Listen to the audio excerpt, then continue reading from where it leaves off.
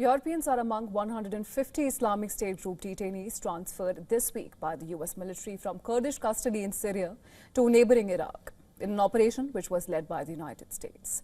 Now, they are among an estimated 7,000-membered militant group being moved across the border to Iraq. The detainees are held at the prison in Baghdad. Meanwhile, Syria's interior ministry said that the government forces have taken control of the prison housing Islamic State members. Furthermore, Iraqi Prime Minister Mohammad Shia al-Sudani told European countries to repatriate their citizens. Speaking to French President Emmanuel Macron, Sudani stressed the need for countries, particularly EU member states, to take responsibility for their nationals and prosecute them. In Erbil, the capital of the Iraqi Kurdistan region, protesters took to the streets to show solidarity with Syrian Kurds. Dozens of women gathered to braid each other's hair at the protest. Take a look.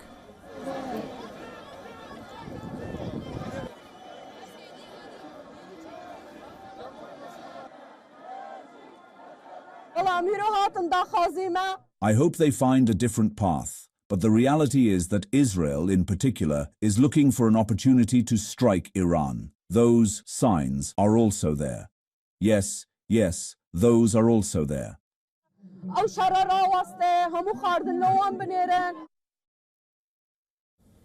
Islamic State groups swept across Syria and Iraq in 2014, committing massacres and forcing women and girls into sexual slavery. However, backed by a US-led coalition, the Kurdish-led Syrian Democratic Forces ultimately defeated the terrorists in Syria 5 years later.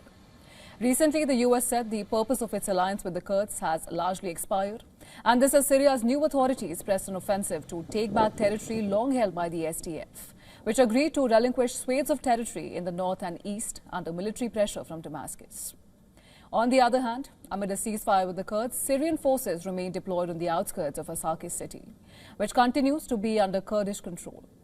The SDF has released a detailed dossier as well as graphic video evidence accusing the Syrian army and paramilitary groups of committing extensive war crimes against the civilian population in northeast Syria over the past weeks.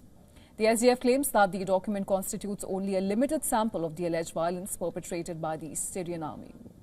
Meanwhile, international rights groups continue to build pressure on the US to put urgent safeguards they be put in place before making further transfers. UN aid agencies have partially restored access to Syrian-linked camps, but warn that insecurity continues to hamper full humanitarian operations.